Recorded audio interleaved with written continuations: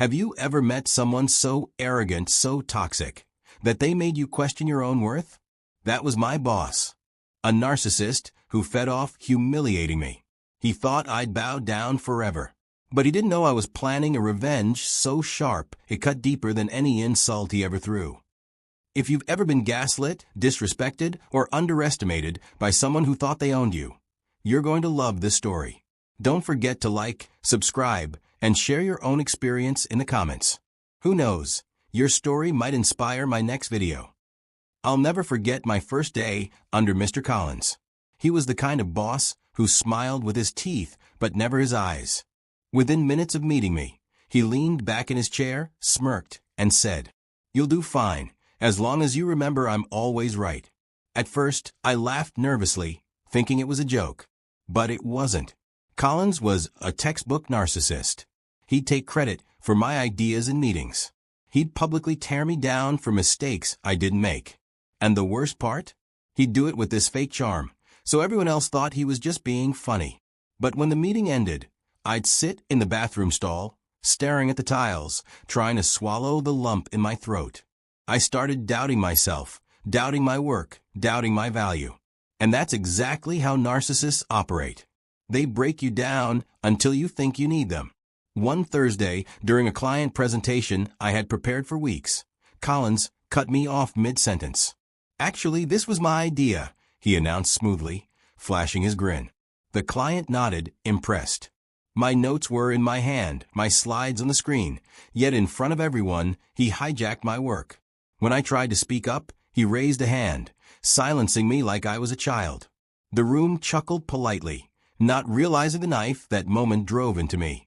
That night, I went home and stared at myself in the mirror. I wasn't angry. Not yet. I was hollow, like he had stolen something deeper than just credit. But then came the final straw. 2 weeks later, he called me into his office and said, "I've recommended you for layoff. Don't take it personally. You're just not leadership material." My blood ran cold. My chest tightened. All I could think was, after everything I built, he was going to erase me with one smug sentence. But in that moment, the hollow feeling burned away, replaced by something else. Cold, sharp, focused. If Collins wanted war, he'd get one. Here's the thing about narcissists. They think they're untouchable because no one dares challenge them. But I had been quietly collecting receipts. Emails where he contradicted himself. Recordings of meetings where he promised one thing, then denied it later. A timeline of projects that showed every single idea he stole. And most importantly, I had allies. People he'd also stepped on. I reached out quietly. A designer, a sales rep, even his former assistant. Each of them had a story, and each of them carried scars from Collins' arrogance.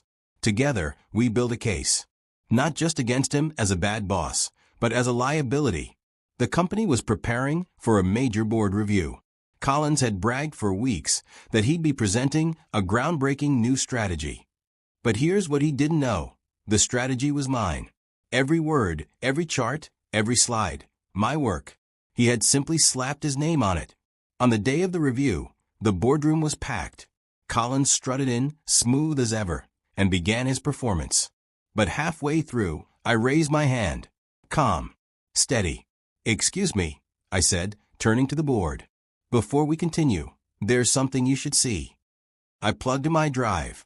Up on the screen flashed time-stamped emails, early drafts, voice memos, all proving the strategy originated for me. Gasps.